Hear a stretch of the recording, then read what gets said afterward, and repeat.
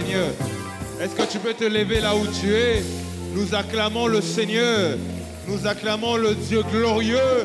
Nous acclamons le Dieu puissant. Le Dieu qui règne à jamais. Le Dieu merveilleux. Amen. Amen. Nous bénissons le Seigneur. Nous rendons grâce au Seigneur pour ce moment qu'il nous accorde ce mercredi d'études bibliques et nous bénissons le Seigneur pour ce moment. Est-ce que tu veux dire à ton voisin, voisin, tu es béni? Est-ce que tu veux dire à ton voisin, voisin, tu es béni?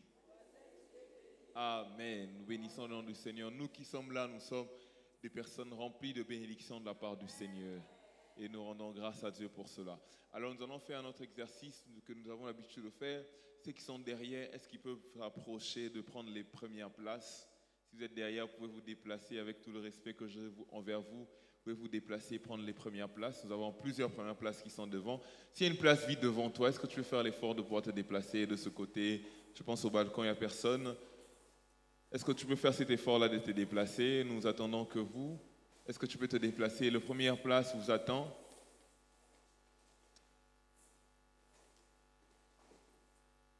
Amen. Alors nous voulons encourager encore l'Église. Prenons l'habitude de prendre les premières places quand nous venons. Pendant la semaine, les balcons ne seront pas exploités. Nous sommes tous là en bas. Donc avant même que nous puissions vous demander cela, il faudra prendre l'habitude à pouvoir occuper le première place. Amen. Amen. J'espère que le message est bien passé. Ça va aussi quitter. Ok, nous rendons grâce à Dieu. Amen. Alors ce soir, nous allons continuer. Ce sera notre dernier mercredi d'études bibliques par rapport à ce sujet, la présence de Dieu. Et rapidement, j'aimerais inviter le pasteur Doudou Kafouti pendant qu'il s'approche, nous acclamons le Seigneur.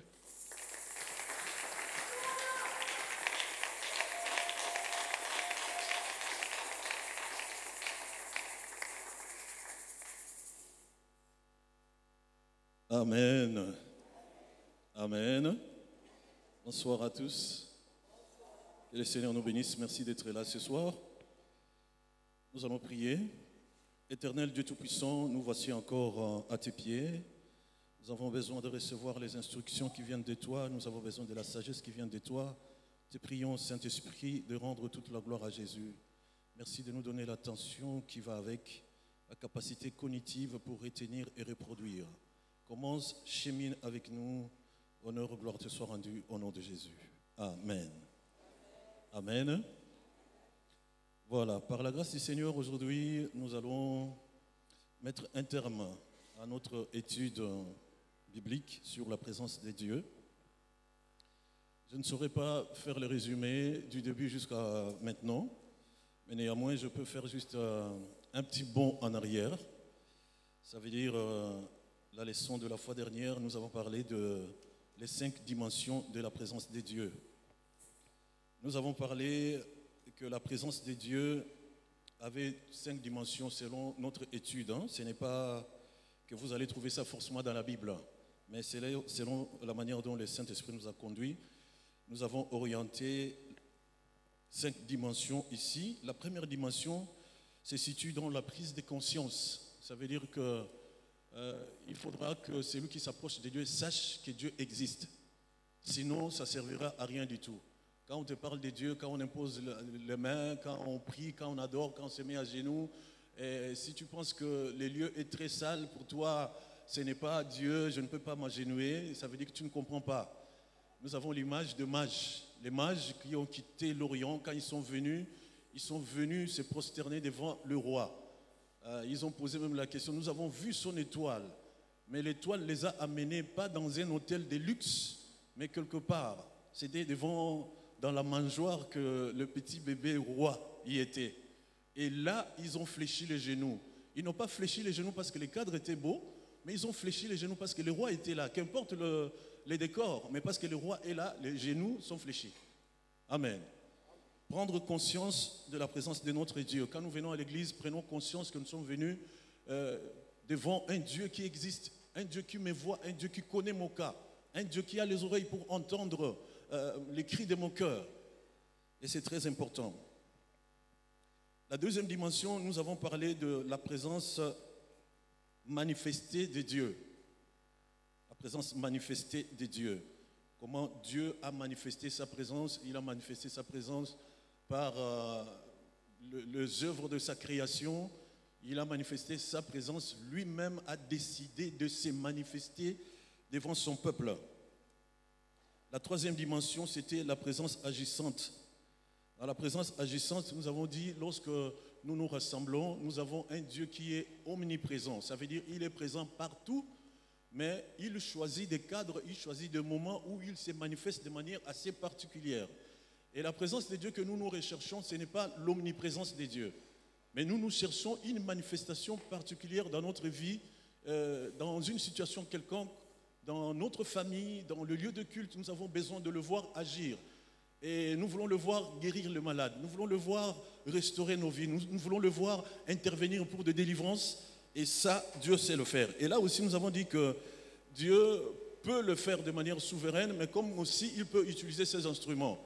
Nous avons illustré par la police de roulage. Ça veut dire que quand il se met dans sa tenue, il est en route, il sait réguler la route parce qu'il sait qu'il est investi d'une autorité.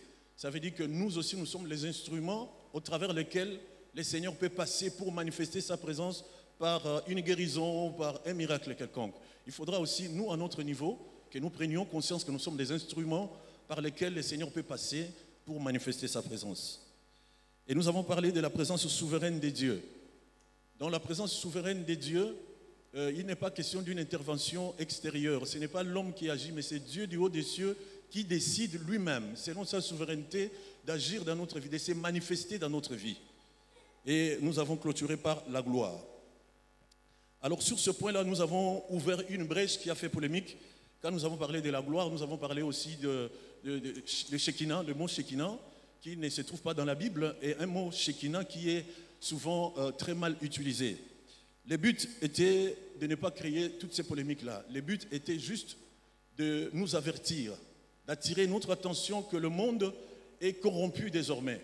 On peut prendre le mot qui existe, mais ils utilisent ça pour d'autres fins et ça peut véhiculer autre chose. Le mot Shekinah ne se trouve pas dans la Bible. Le mot Shekinah, lorsque vous menez les recherches, on fait allusion à la gloire de Dieu, à la présence de Dieu, etc. Mais ce n'est pas dans la Bible. Et le pire, c'est que les gens qui sont dans des réseaux ésotériques et tout ça là, dans des religions assez compliquées, ils utilisent ça pour faire venir les anges, pour faire venir une présence qui est tout sauf la présence de notre Dieu. C'est comme ça que nous avons voulu alerter les enfants de Dieu. Si tu veux utiliser le mot Shekinah, rassure-toi de quel Shekinah il est question. Mais dans la Bible, il n'y en a pas.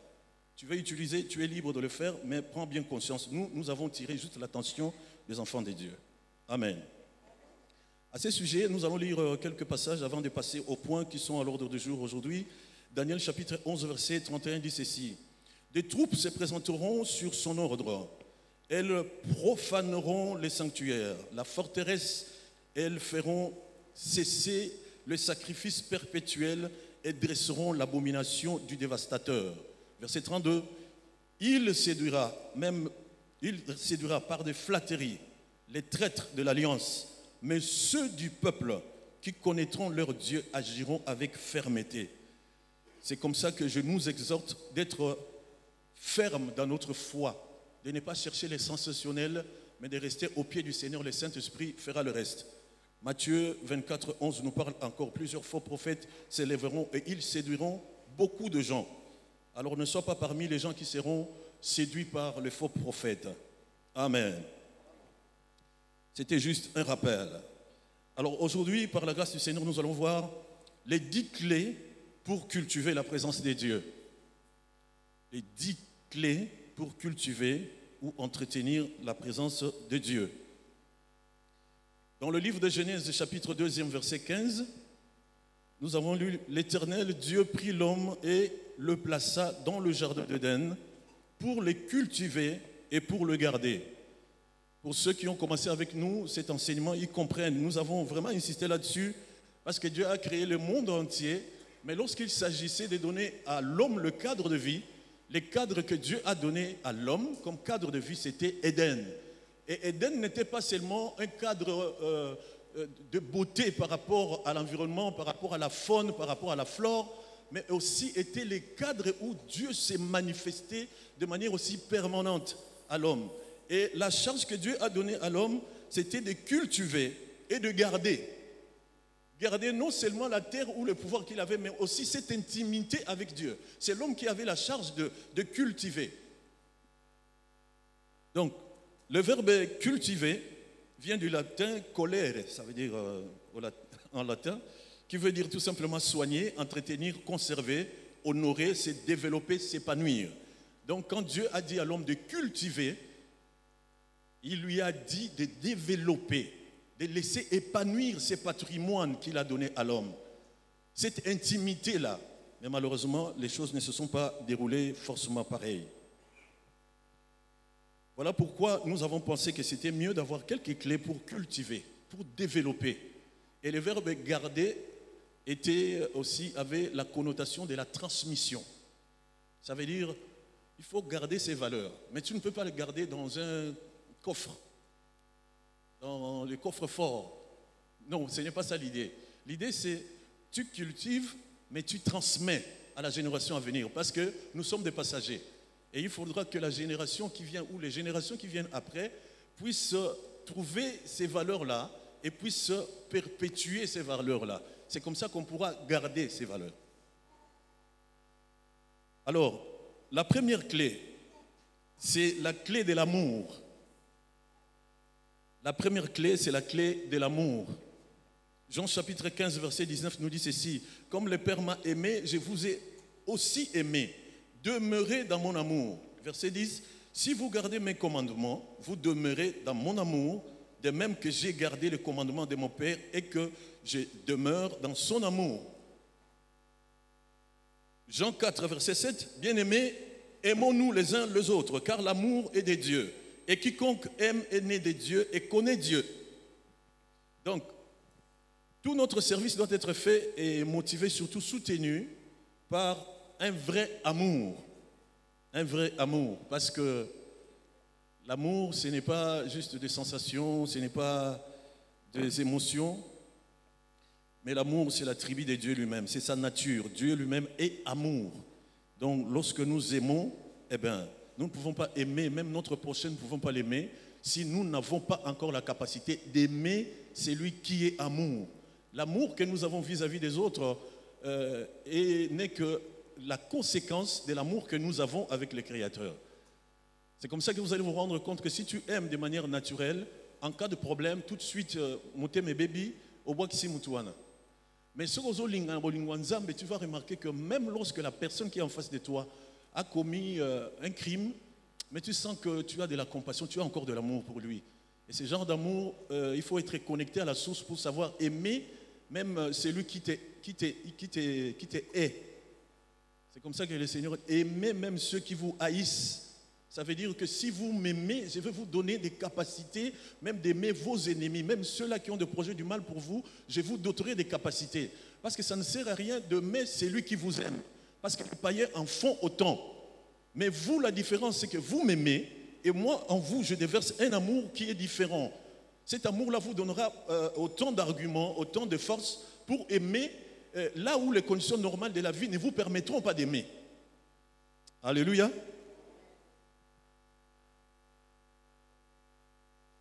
L'amour est la nature de Dieu, et tout ce qui est fait avec amour est fait avec Dieu, et cela finit toujours par réussir. Lorsque tu fais avec amour, sois-en sûr que tu le fais avec Dieu, et ce que tu fais va toujours par réussir. Donc l'amour pour nous est la première clé lorsque nous voulons maintenir la présence de Dieu.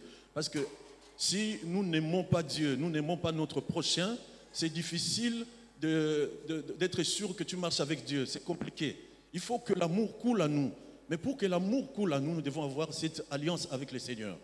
Je l'ai dit tantôt, je ne sais pas dans quelles circonstances, c'est comme le grand tuyau de la régie des eaux qui passe là-bas. Il faut une certaine connexion pour que quand la régie des eaux va pomper de l'eau, lorsque tu es connecté, que l'eau entre aussi chez toi. Ça veut dire la source est là en train de passer. S'il n'y a pas de connexion, nous ne sommes pas approvisionnés. Si nous n'avons pas de relation avec Dieu, il nous sera difficile d'avoir l'amour de Dieu. Et c'est cet amour-là qui nous donne aussi la force d'aimer notre prochain, même d'aimer nos ennemis. La deuxième clé, c'est la clé que j'ai appelée « cache-toi ». Cache-toi. Cache-toi, ça veut dire tout simplement prendre du temps dans le secret. Parce que généralement, nous aimons être sous les projecteurs, nous aimons réussir aux yeux de tout le monde, que les gens nous acclament. Mais ce qui doit nous donner du succès en public doit venir de notre relation en secret. Cache-toi. Pourquoi cache-toi? Matthieu chapitre 6, verset 6 dit ceci. Mais quand tu pries, entre dans ta chambre, ferme ta porte et prie ton Père qui est là, dans le lieu secret. Et ton Père qui voit dans le secret te le rendra. Cache-toi. Avoir des moments personnels où tu cultives un peu cette intimité avec Dieu. Quand on prend le mot juste intimité, vous pouvez élargir ça dans les domaines que vous connaissez. Vous allez vous rendre compte que tout ce qui est intime, c'est secret. Tout ce qui est intime, on ne balance pas ça dans le lieu public. Et de relations que nous devons avoir avec le Seigneur, nous devons avoir certaines intimités avec Dieu. Avoir des moments secrets, personnels avec Dieu. J'aime bien suivre le match, j'aime bien suivre les séries télévisées, j'aime bien suivre Kassongo dans les réseaux sociaux comme c'est désormais. Mais à un moment donné, il faut arrêter Kassongo, il faut dire Kassongo, arrête-toi, je ne veux pas te suivre parce que j'ai besoin de cultiver mon intimité avec le Seigneur. Alléluia. Mais vous savez, cette histoire de Kassongo, ça nous prend combien de temps lorsque tu ouvres le téléphone très tôt matin déjà, tu vois une histoire, qui en appelle une autre, qui en appelle, finalement tu restes 45 minutes, 1 heure du temps sans se rendre compte. Et quelquefois, c'est la batterie qui nous rappelle que tu es resté longtemps sur moi, voilà, je n'ai plus d'énergie. Il faut aller. Si tu vas charger, c'est sûr pour reprendre Kassongo, suivre les histoires. Non, cache-toi. Pourquoi vous ne dites pas Amen? Amen. Cache-toi. Choisis un moment où tu dis, je t'aime. Il y a quelqu'un qui nous a dit que vous avez les boutons les plus importants sur une télécommande, c'est les boutons rouges qui est souvent au bout là-bas, à l'extrême, souvent gauche ou droite comme ça, mais au bout là-bas, bouton rouge. C'est un 0 avec un 1 au milieu. Appuie là-bas et tu verras ce qui va se passer. Cache-toi.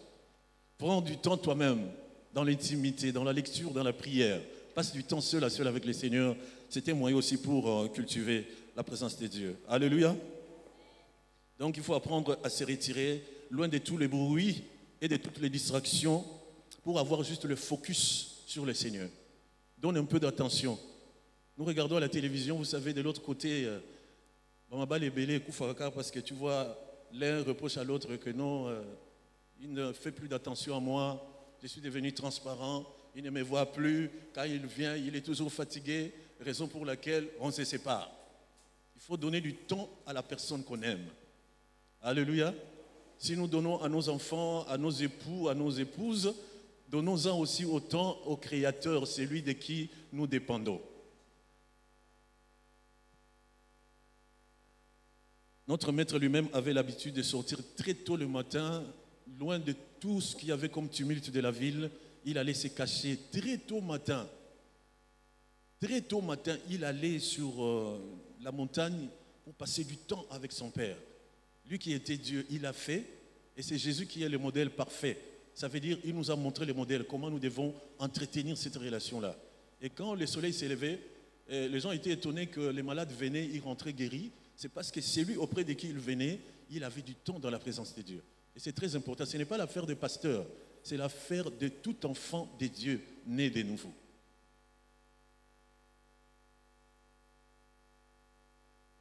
La troisième clé, le jeûne. J'ai séparé les jeûnes, il y aura aussi prière, mais j'ai séparé jeûne et prière, mais là c'est le jeûne d'abord. Luc chapitre 2, verset 36 nous dit ceci. Il y avait aussi une prophétesse Anne, fille de Phanuel, de la tribu d'Asser.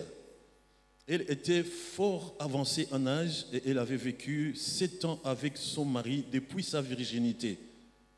Verset 37. Restée veuve et âgée de 84 ans, elle ne quittait pas le temple et elle servait Dieu nuit et jour dans les jeûnes et dans la prière. Amen. C'est une jeune dame qui a vécu malheureusement peu d'années avec son mari et son mari est décédé.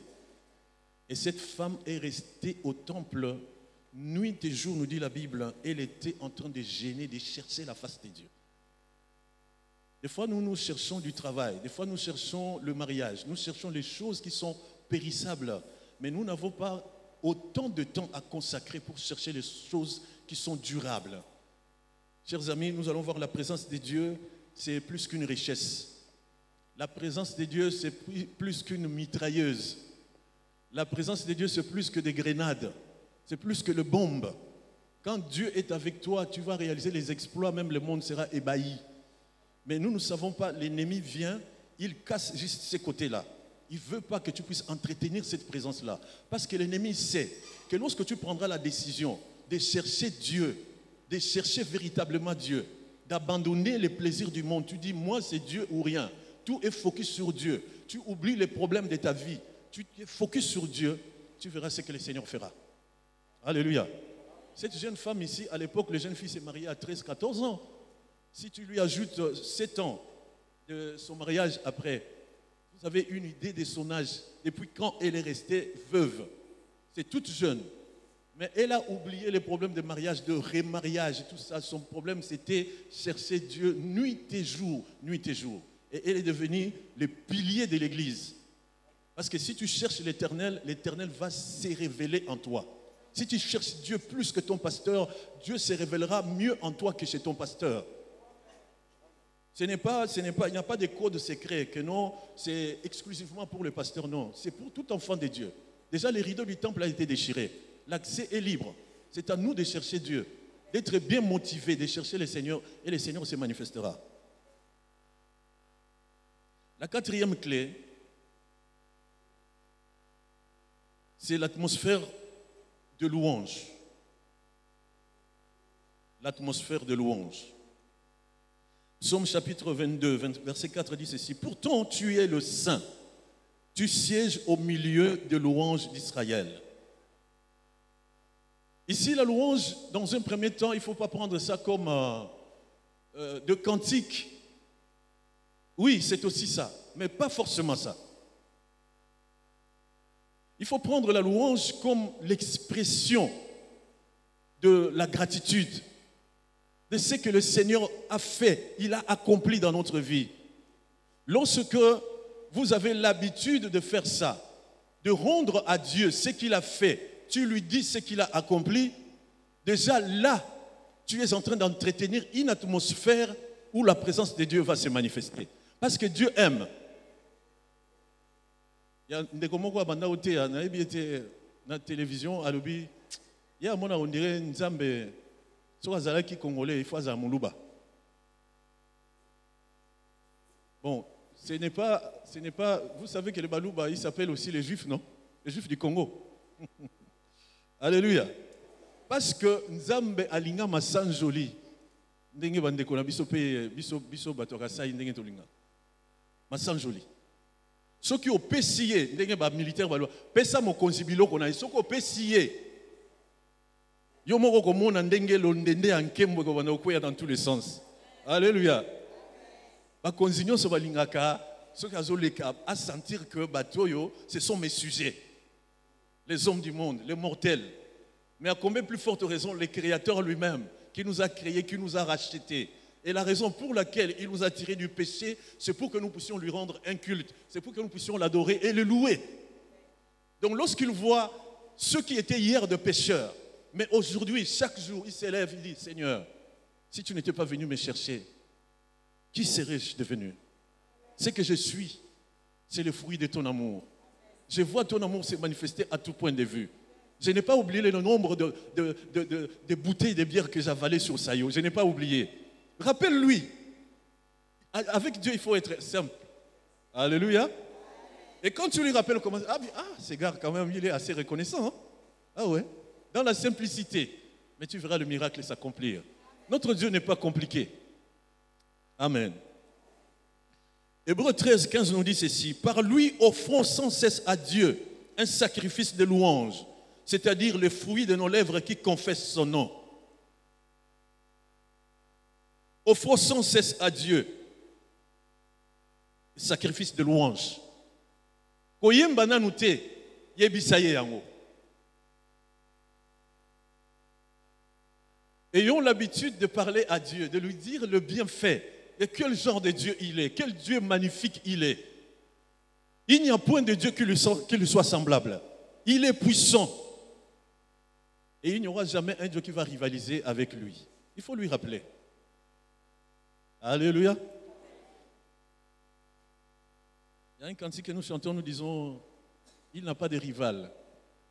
Azana Mbandate. Azana Mbandate. So vous c'est bon, vous voyez bien. So vous si moi si nos chéris Azana Mbandate. Moi si on voyez Mabe. Attends moi si pas si mobile c'est vice versa. Je ne suis pas injuste. Et ça là bien. Attends aux oko ça mais au ça là bien. Mais nous avons avantage c'est que oko ça a été. Ce qu'on lobby parce qu'ils sont de les reins, ils sont de les cœurs. Colossiens chapitre 3 verset 16 nous dit ceci, que la parole du Christ habite parmi vous abondamment. Instruisez-vous plutôt et exhortez-vous les uns les autres en toute sagesse par des psaumes, par des hymnes, par des cantiques spirituels, chantant à Dieu dans vos cœurs sous l'inspiration de la grâce. Là maintenant le Seigneur nous autorise, en dehors de paroles de louange, de reconnaissance que nous devons lui adresser, eh bien, chantons des hymnes, des cantiques. Ça aussi, c'est une façon d'entretenir sa présence. Non seulement chanter, mais aussi écouter. Lorsque nous écoutons, que ce soit à la maison, nous sommes en train de, c'est pas moi, de mettre un peu de l'ordre. Nous avons la musique qui joue à la télévision, à la radio ou dans le téléphone. Les louanges de l'Éternel, l'adoration pour le grand Dieu. Ça entretient un environnement où le Seigneur prend possession même de la maison. Tu mets des louanges dans ta voiture, le Seigneur prend possession de ta voiture. Il prend possession de ton voyage. Parce que le contraire est aussi possible. Nous avons entendu par les témoignages de gens qui ont été sauvés par la grâce, qui ont œuvré pour le compte de l'ennemi, mais Dieu les a sauvés. Quand ils reviennent, ils font leur témoignage, ils disent ça, qu'à chaque fois que vous mettez les cantiques de ces gens de l'autre côté, eh bien, vous invitez les entités de l'autre côté là. Pourquoi? Parce que leur succès en dépend. Pour avoir le succès, pour entrer dans toutes les maisons, pour traverser les frontières, pour avoir de grandes productions, il y a une intelligence derrière. Et cette intelligence-là ne vient pas du trône de la grâce. C'est de l'autre côté que ça se joue. Et partout où ça passe, ça veut dire que vous accueillez cet environnement-là. Vous êtes d'accord, vous agréez ce travail-là.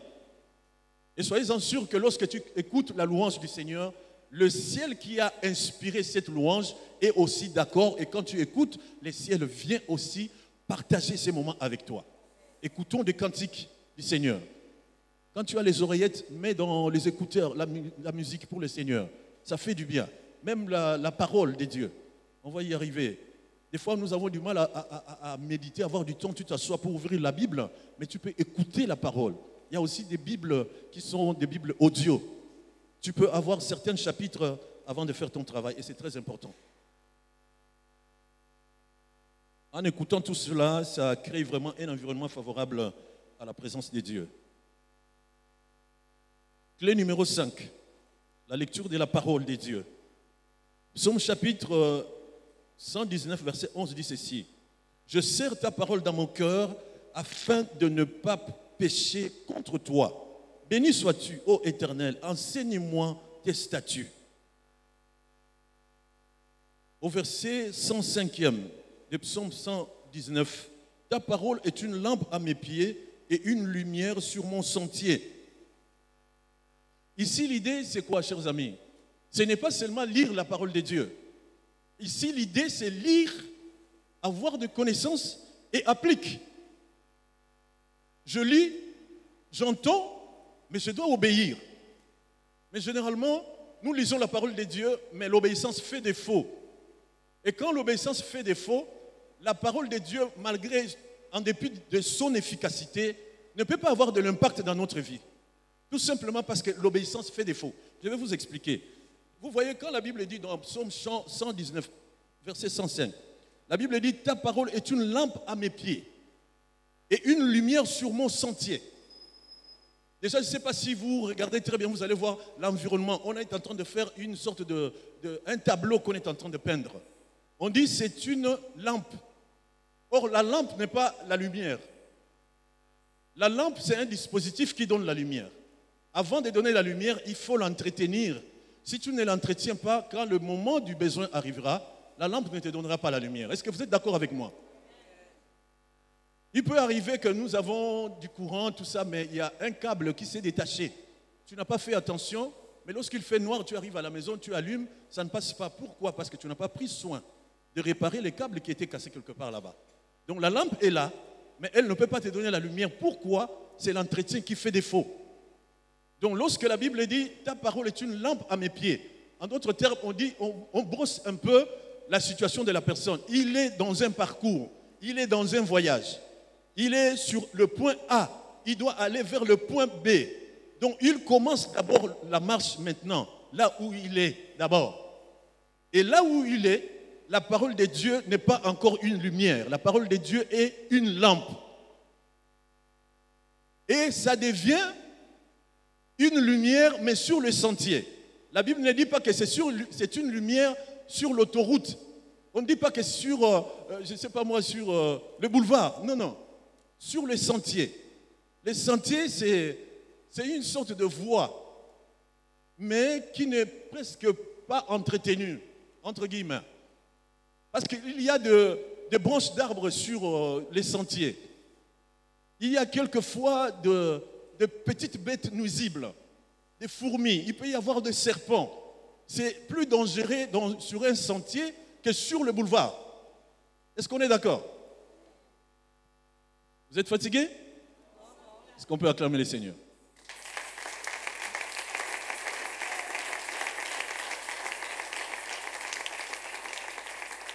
Donc je disais tantôt que c'est une lumière sur mon sentier. On dit sentier. Pourquoi? Parce que ce n'est pas un boulevard. Ce n'est pas qu'il y a un grand espace, c'est entretenu, tout ça, tu peux courir comme tu veux. Non, comme c'est un sentier, c'est un appel à la prudence. Et comme c'est un sentier, c'est la nuit, il faut nécessairement avoir la lumière. Si tu n'as pas la lumière, tu risques de marcher sur un serpent. Si tu marches sur les serpents, tu vas te faire mordre. Il faut éviter certaines branches d'arbres qui peuvent te percer l'œil. Tu as besoin de la lumière. Parce que le parcours de l'homme ici-bas, c'est truffé d'embûches. Il faut la parole de Dieu. Une parole de Dieu bien entretenue qui te montrera le chemin. Vous savez, il nous arrive des fois, Dieu dit, ce n'est pas bon de prendre une deuxième femme, de vivre dans la fornication, patati patata. Mais nous cherchons des excuses pour contourner la parole de Dieu. Tu vois, ce que je fais, au fait, c'est toujours dans la parole de Dieu. En ces moments-là, lorsque nous marchons dans la désobéissance, la parole n'est plus une lumière. Tu vas t'enfoncer encore dans le noir. Tu vas te laisser mordre par le serpent et tu finiras par mourir. Tu n'arriveras pas à la destination. Mais lorsqu'on accepte, parce que c'est le maître qui a dit, tu deviens encore plus sage. Tu deviens encore plus sage. Ton chemin est encore éclairé. Et tu vas éviter les obstacles que tes parents n'ont pas pu éviter. Et toi, tu arriveras là où tes parents ne sont pas arrivés. Parce que tu as entretenu la parole. Et la parole est devenue pour toi une lumière qui te conduit afin d'éviter les obstacles, même les trous, là où les autres sont tombés. Tu ne pourras pas tomber parce que la lumière est là. Et tu vois. Amen. Donc, c'est lui qui proclame la parole de Dieu, c'est lui qui la garde, la parole de Dieu, et c'est lui qui aime Dieu lui-même. Donc, là où se trouve la parole, là se trouve Dieu. Et là où se trouve Dieu, c'est là où il y a tout. Donc, lorsque tu chercheras à garder la parole de Dieu, comme dit Colossiens, c'est Dieu que tu chercheras à garder. Et lorsque tu as Dieu avec toi, sois-en sûr que tu ne manqueras de rien. 6e clé. La clé de la contemplation.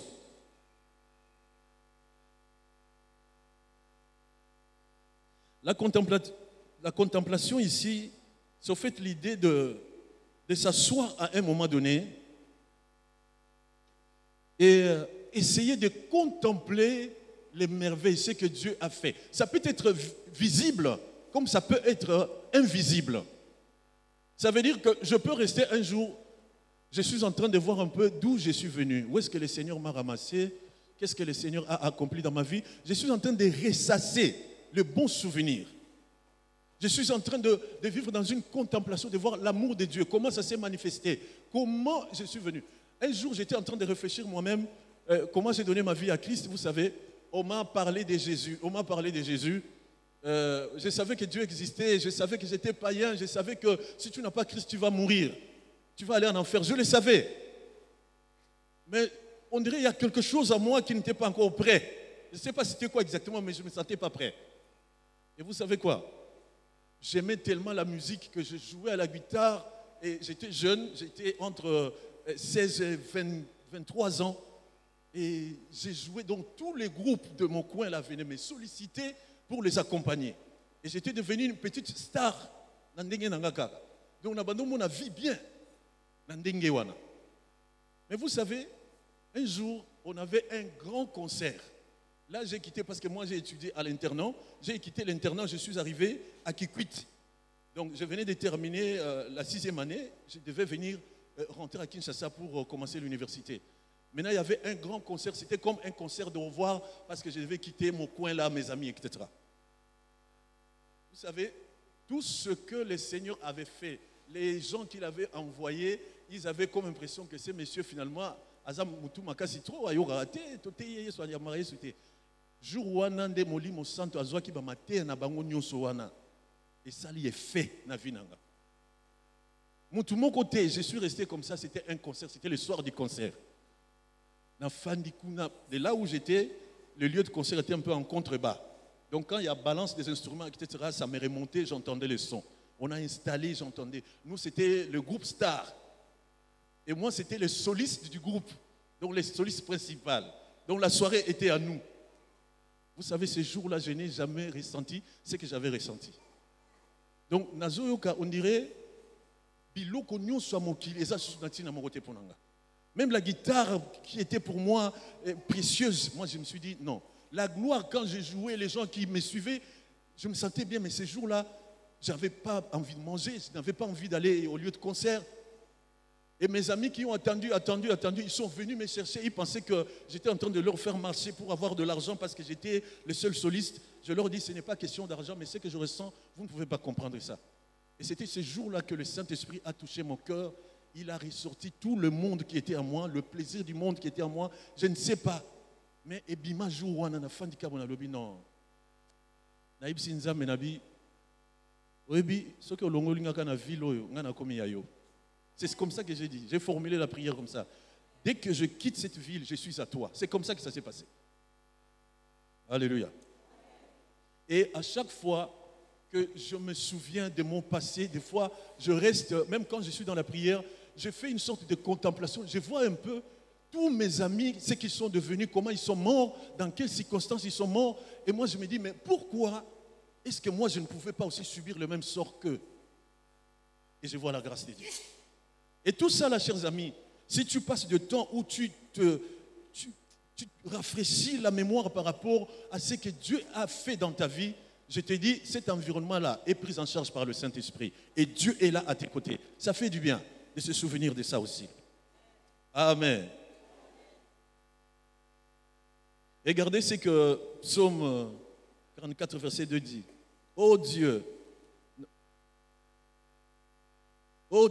nous avons entendu de nos oreilles, nos pères nous ont raconté les œuvres que tu as accomplies de leur temps, au jour d'autrefois. De ta main, tu as chassé des nations pour les établir. Tu as frappé des peuples pour les étendre. Car ce n'est point par leur épée qu'ils se sont emparés du pays. Ce n'est point leur bras qui les a sauvés. Mais c'est ta droite, c'est ton bras, c'est ta lumière, la lumière de ta face, parce que tu les aimais. En fait, ici, c'est une génération plus tard. Ce n'est pas la génération qui était en Égypte. Ce n'est pas la génération qui a marché avec Moïse dans le désert. C'est une génération qui est venue plus tard. Et comme nous avons parlé de cultiver et de garder, et j'ai expliqué que garder, c'est dans le sens de la transmission des valeurs. Ça veut dire que cette génération, quand elle arrive, elle commence à se rafraîchir la mémoire par rapport aux exploits que Dieu avait accomplis. Et ces exploits, eux, ils n'ont pas vu ça. Mais ce sont leurs parents qui leur ont raconté ce que Dieu avait fait. Et quand ils sont arrivés devant une situation difficile, ils commençaient maintenant à se souvenir. Voilà, nos parents nous ont dit, ce que toi tu as fait, ça fait longtemps. Tu as exproprié les nations pour établir notre nation. Tu as fait du mal à d'autres nations. Ils étaient en train de se souvenir. Li solo karababete li bango ya nzambe ya batata na bango. Tango bakomi na tango apasi bakomi ko rappeler nzambe makambu wana. Alléluia. Vous pensez qu'aujourd'hui, si nous sommes en difficulté et qu'on commence à rappeler à Dieu ce qu'il a fait avant, est-ce que cela n'aurait pas d'effet dans notre vie? Est-ce que cela n'aura pas d'effet dans nos familles, dans le problème auquel nous sommes confrontés? Mais bien sûr que oui. Parce que c'est même Dieu, il n'a pas changé. Moïse n'est plus là, Josué n'est plus là. Mais c'est Dieu, il est toujours le même. Hier, aujourd'hui et éternellement. Autant il a fait dans le passé, il peut encore le faire aujourd'hui. Mais c'est à nous, lorsque nous sommes en difficulté, rappelons-lui ce qu'il est capable, ce qu'il a réalisé. Et rappelons-lui qu'aujourd'hui, il peut encore le faire. Et que nous lui faisons confiance. Amen. Clé numéro 7. Clé numéro 7, la crainte de Dieu. La crainte de Dieu. Proverbe 19, verset 23 dit ceci: la crainte de l'Éternel mène à la vie, et l'on passe la nuit rassasié, sans être visité par le malheur. Je peux reprendre? La crainte de l'Éternel mène à la vie, et l'on passe la nuit rassasié, sans être visité par le malheur. La crainte de l'Éternel, c'est le commencement de toute sagesse. Vous êtes d'accord avec moi? La crainte juste de l'Éternel. Ça veut dire, même si tu passes des moments compliqués de la vie et que la nature te propose une autre piste pour que tu te sentes bien, on te dit, mais tu vois, tu es un garçon, tu es fort. Pourquoi tu dois souffrir? Qu'est-ce qu'il a fait? Regarde, depuis que tu as terminé les études, qu'est-ce qu'il a fait? Tu as le choix. Soit de marcher dans la crainte de l'Éternel, soit de mordre au projet de l'ennemi.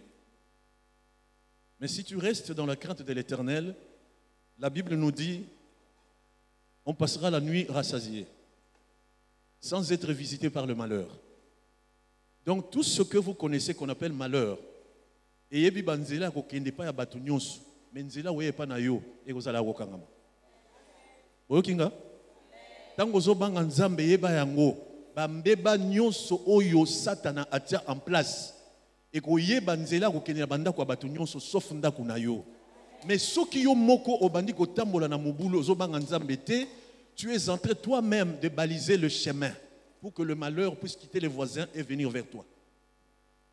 La crainte de l'Éternel. Lorsque tu crains Dieu, tu es en train de donner la clé à Dieu. Tu es en train de donner comme un permis d'exploitation à Dieu pour dire, viens exploiter ma vie. Viens conduire ma vie. Viens en être le maître. Viens conduire ma famille. Viens conduire mon église. Viens conduire mon ministère. Mais lorsque nous marchions dans le mélange, 50%, 50%, pied dedans, pied dehors, soyez-en sûrs que ça sera difficile que le Seigneur soit de notre côté. Quelqu'un a dit, lorsque tu as un pied sur la pirogue numéro 1 et un pied sur la pirogue numéro 2, lorsque les deux pirogues démarrent pour aller, la suite tout le monde connaît. Tu vas finir dans l'eau. Que cela ne soit pas ton cas. Je disais que ça ne soit pas ton cas. La crainte de Dieu est une composante de la foi chrétienne qui consiste à adopter une attitude de respect et de soumission envers Dieu. C'est aussi avoir confiance en sa sagesse, en sa puissance et surtout en son amour. La crainte des incroyants, c'est plus lié au jugement de Dieu de la mort éternelle. Selon Luc chapitre 12, verset 5 et Hébreux 10, chapitre 31. C'est plus la crainte yakobanga, ça veut dire on a ligné na kufate ou bien ceux qui na kufi na lisumu boye na okende na lifele wana kobanga moko ya bapagano en fait. Mais yabiso bana nzambe ezalaka un peu différent. Crainte na biso, donc c'est pour le croyant, c'est une attitude de révérence, une attitude de respect, une attitude d'amour, de confiance en notre Dieu. Amen. Nous pouvons lire ça dans Hébreux 28, 29. Je n'ai pas le temps, on peut lire ça à la maison.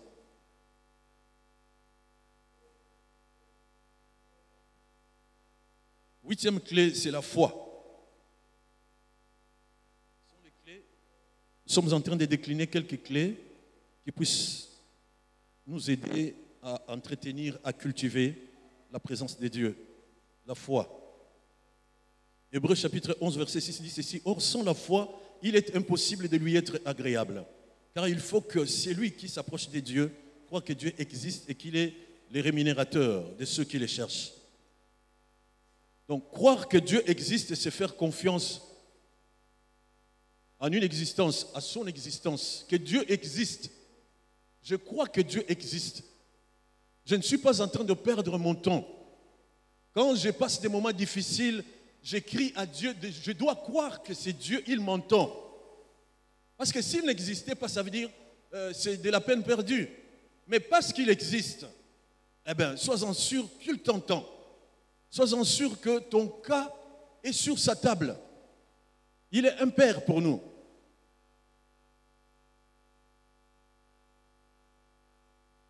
Cette existence-là, c'est une existence qui est un peu compliquée. Parce que lorsque vous allez de l'autre côté, vous allez voir que on vous donne l'impression que c'est du concret. Et qu'avec Dieu, ce n'est vraiment pas le concret, quoi. Alors, un jour, j'ai joué un peu au foot. Quand dans ma jeunesse, j'ai joué au foot. J'avais un ami à moi. Lui, il était... je faisais un peu de la lutte aussi américaine. La lutte gréco-romaine. Un peu du sport. Alors, mon ami, là, lui, il voulait, à chaque fois, les guéguerres de jeunes gens, non, Doudou, il faut bacamo parce que ceux qui ont des garçons, il faut être fort. Ah, moi, je dis, mais toi, oh non, moi, j'en ai déjà. Moi, je dis, mais j'ai jamais vu Kikamo en Oyayo. Des fois, quand on nous poursuit là, on fuit tous ensemble. Mais yo, si Kikamo en Oyayo, comment tu ne fais pas les exploits? Oh non, je vais t'inviter, tu vas voir. Moi, je sais. Alors, pour me convaincre, un jour, il m'invite dans sa chambre. Alors il fait des pentacles, il met les bougies de parfum et tout ça là. Oh non, je vais invoquer, tu verras. Il a commencé à invoquer les démons. Moi j'étais là, j'observais. Il est entré en transe, il était en train de transpirer. Il a parlé, il parlait des trucs que je n'entendais pas. Il s'est secoué dans tous les sens. Et puis après, soudain, ballon, babimissimo pépé. Pouf! Il retombe, fatigué. Moi, j'ai dit, alors dis-moi, c'est quoi? Oh, dis, mais tu n'as pas vu? Arrête, papa. Miracle, moi, je m'attendais à voir le feu qui vient du ciel, qui tombe. Et moi, je devais fuir. Je n'ai même pas fui, tu as vu? Tu as commencé, moi, je suis là. Et tu as fini, je suis là.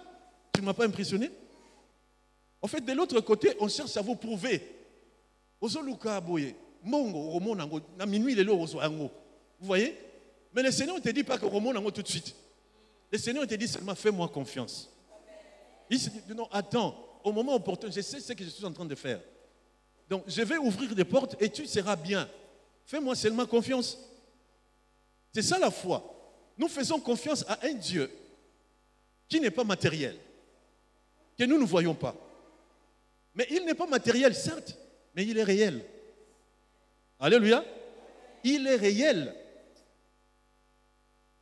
Il y a beaucoup de choses qui nous font reculer tout simplement parce que nous voulons du concret tout de suite. Quand je crie, j'ai besoin d'obtenir le résultat maintenant. Mais le Seigneur dit, calmos. Amen. 9e clé. C'est la clé de la communion fraternelle. Vous savez, la communion fraternelle facilite quelques mouvements de l'esprit. Hein? Et ça favorise aussi de l'impactation. Si vous avez l'habitude d'être ensemble, vous partagez la parole de Dieu. Vous partagez les témoignages de ce que Dieu est en train d'accomplir dans votre vie. Je ne sais pas si vous avez déjà expérimenté ça. Il y a des fois, vous vous réunissez ensemble de frères et sœurs. Vous commencez à vous raconter ce que Dieu a accompli, ce que Dieu a fait dans ma vie. L'autre là parle de ce que le Seigneur a accompli.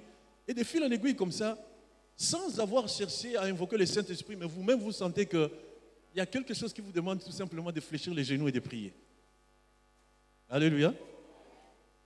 La communion fraternelle, il faut que nous choisissions, nous devons choisir l'environnement, nos compagnons, nos amis. Parce que si nous n'avons pas des amis qui regardent dans le même sens, dans la même direction que nous, il nous sera difficile d'entretenir la présence de Dieu. À supposer que nous avons les amis, nous sortons ensemble et puis soudain, eux, ils sont dans la cigarette, dans la bière, dans l'histoire d'appeler les jeunes filles dans la rue. Il te sera difficile toi-même d'être focus sur ton Dieu, ça sera compliqué. Parce que tu risques d'être affecté. Parce que malala ropola, il est tellement njinga na yo que ezo senga yo pe o meka. Non meka papa, ezaka chaka na mbebo, esa le lokote. Okokufa te nzamba ko boma te. Yesu ye moko kutu amela ki mwandambu. Alléluia. Alléluia. Donc si jamais nous ne choisissons pas les amis, il nous sera difficile que nous puissions atteindre nos objectifs. Surtout celui d'entretenir la présence de Dieu, ça sera difficile. Parce que nos amis que nous aimons beaucoup risquent de nous détourner. À chaque fois que nous serons avec eux, nous serons bourrés de tout, sauf de tout ce qui peut favoriser la présence de Dieu. Et c'est mieux de choisir de bons amis. Les amis qui aiment le Seigneur comme toi. Les amis qui aiment la piété, la pureté, la sanctification, qui aiment parler, qui aiment prier, qui aiment partager la parole de Dieu. Lorsqu'on est ensemble, on vient toujours avec un petit bout de la parole. Regarde, j'ai lu ici, mais je n'ai pas compris. J'ai suivi Pasteur Joe, voilà ce qu'il a expliqué. J'ai suivi la méditation avec le Pasteur Josué. Voilà comment il a expliqué ça. Comment vous vous trouvez? Vous partagez, ça vous fait du bien. Et vous grandissez dans la foi.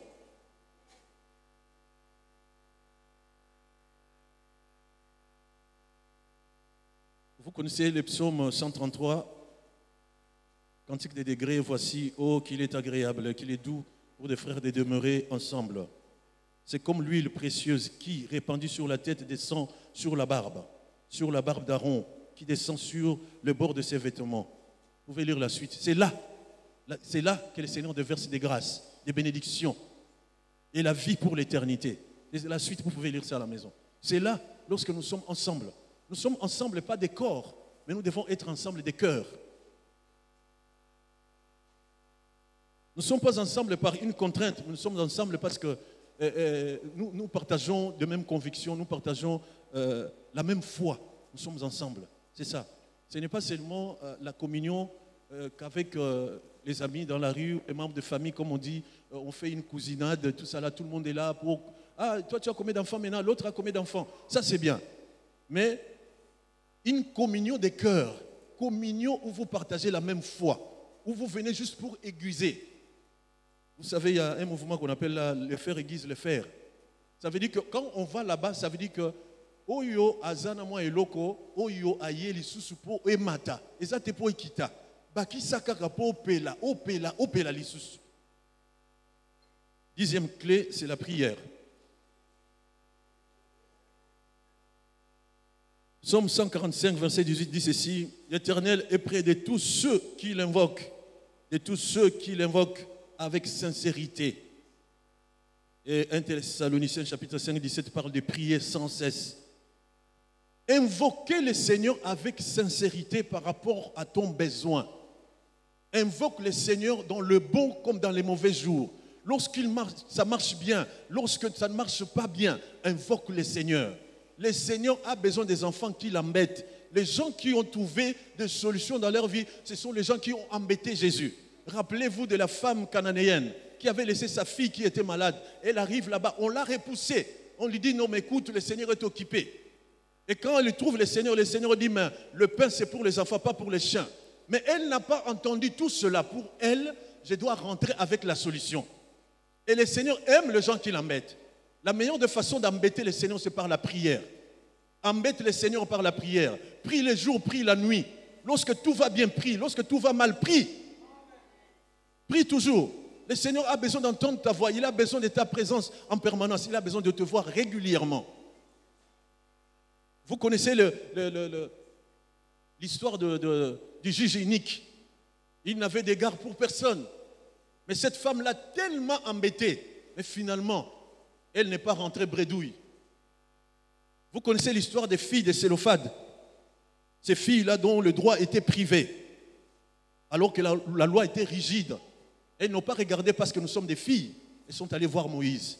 Elles ont été rétablies dans leurs droits. Ce sont des exemples qui sont légion comme ça dans la Bible, qui nous poussent à prier. Même lorsque ça ne marche pas, prie toujours. Même lorsque tu sens que je suis au crépuscule de ma vie, de cette situation, continue à prier. Nous avons vu que même si on t'enterre, il y a possibilité que tu sortes de la tombe. Il y a possibilité. Amen. Avant que nous puissions passer à la séance des questions, nous allons prendre quelques passages qui nous livrent les avantages de la présence de Dieu, juste quelques passages comme ça, avant de prendre les questions.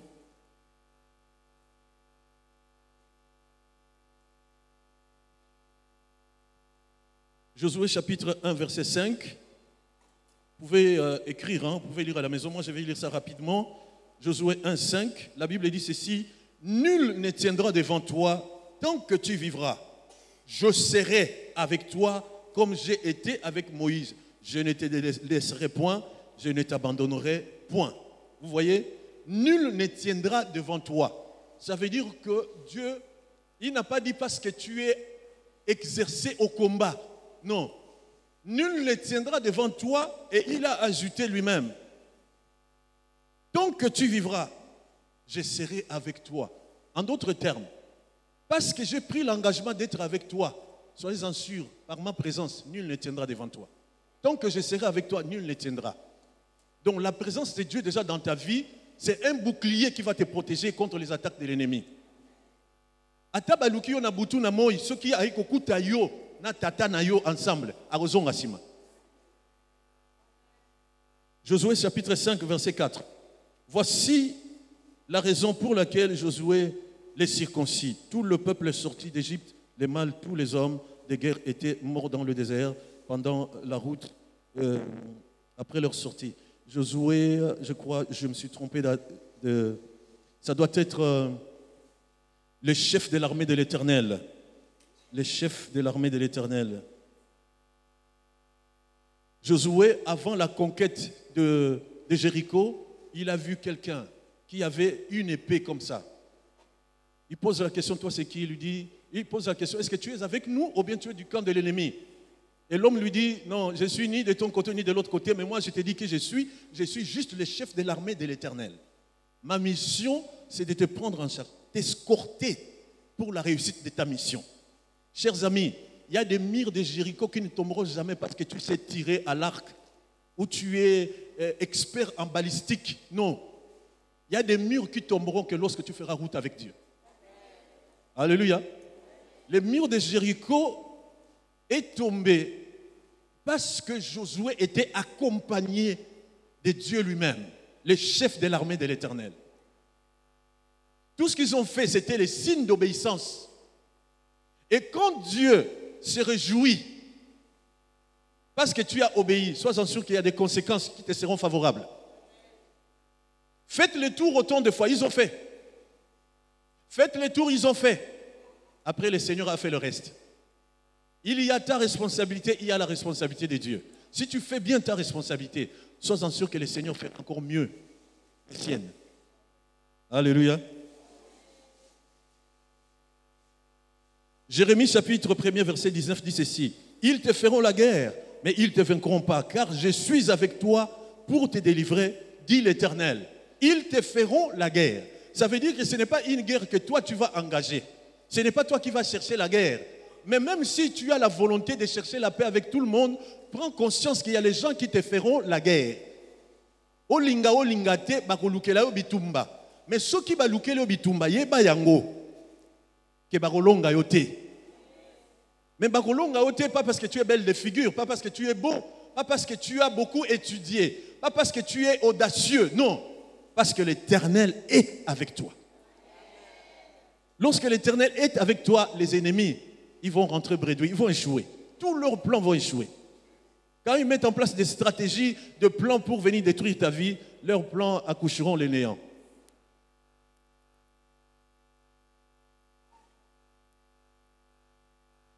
Le dernier passage, c'est les passages de Ésaïe 45. Vous pouvez lire ça à la maison. Je vais lire juste quelques versets. La Bible dit ceci. Ainsi parle l'Éternel à son roi Cyrus, qu'il tient par la main, pour terrasser le roi devant lui.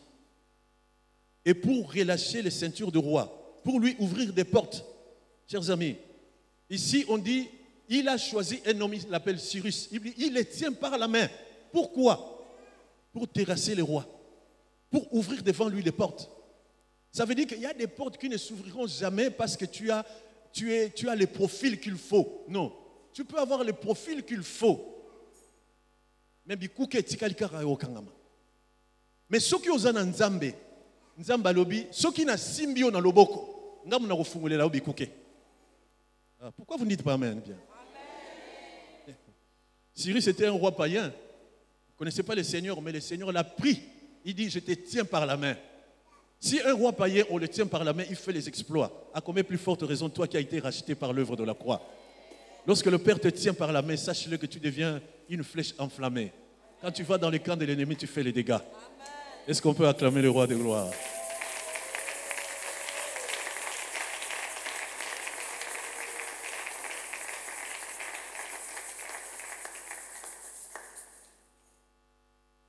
Voilà.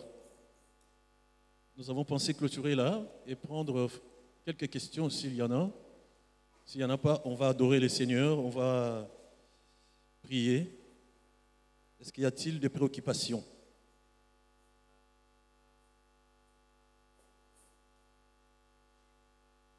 Y a-t-il des questions? Oui, il y a une question là-bas.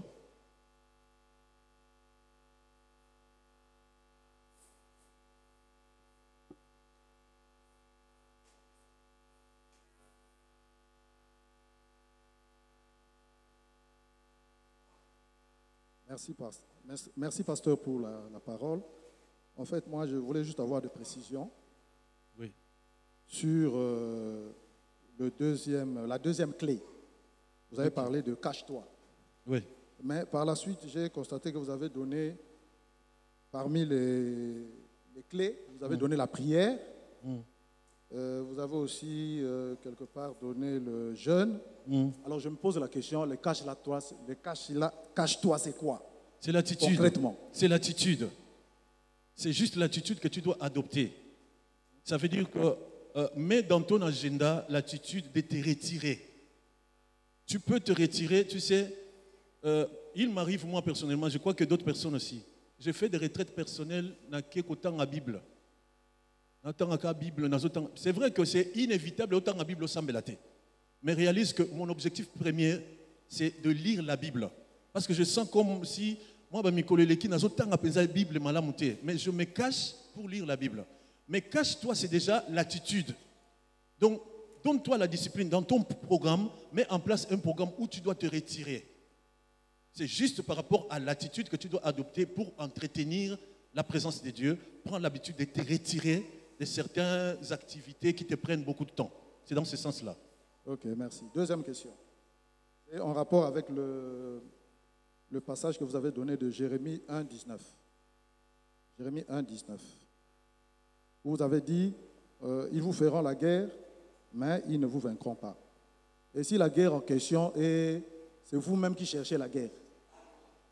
La Bible dit, ils vous feront. Oui. Ils vous feront. Ce n'est pas toi qui vas chercher. Dans la Bible, dans ces passages ici que j'ai donnés, ce sont eux qui te cherchent la guerre. Mais pas le contraire. Pourquoi tu dois aller leur chercher la guerre? Non, Dieu ne t'a pas autorisé d'aller leur chercher la guerre. Oui, pasteur. En fait, moi, je voudrais avoir votre réponse. Oui. Si c'est vous qui cherchez les problèmes, la guerre là, c'est vous qui cherchez. Vous avez beaucoup de chances d'échouer. Ok.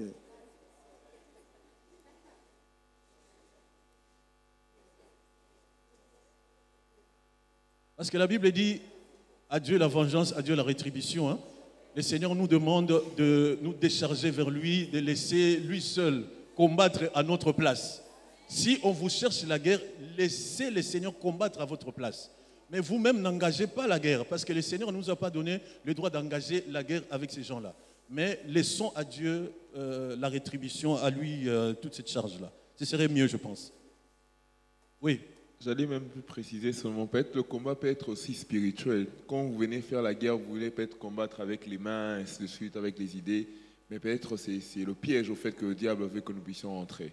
Tu vas aller combattre en faisant des chants de parole, mais le combat est d'abord spirituel. Donc, nous devons rechercher la paix au lieu de tomber dans l'erreur d'aller combattre avec les mains, avec les paroles, or que le problème peut être sous le plan spirituel. Je voulais renchérir aussi, hein, parce qu'il y a une petite subtilité dans ce que le frère a dit. Vous savez qu'il peut arriver que, par exemple, dans une famille, on est conscient que la famille Oyo Mibali bazwaka musala malamu te. Amen. Oh, amen te. Basi kitoko na famille babota kakaka, mais bakota randa kwa mabala te. Vous avez déjà entendu ça? Mais tu peux prendre conscience et entrer en combat contre ces lois qui ont été établies. Pas contre les individus, mais contre un système que l'ennemi a mis en place pour que tu puisses libérer ta destinée. Je pense que dans ce sens-là, mais pas la guerre dans le sens où bandokia famille, okomotanga bango bakombo, nazo bimsabino la famille, non, pas comme ça. Mais quand je sens qu'il y a quelque chose qui ne marche pas, je vais chercher la face de Dieu pour que le Seigneur me soit favorable afin que je puisse relever les défis. Dans ce sens-là, peut-être oui. Amen. Préoccupation? Il n'y a pas de préoccupation? Est-ce qu'il y a quelqu'un qui a une préoccupation? Parce que nous voulons prier s'il n'y a pas de préoccupation. Amen. Est-ce qu'on peut acclamer le roi des gloires? Alléluia.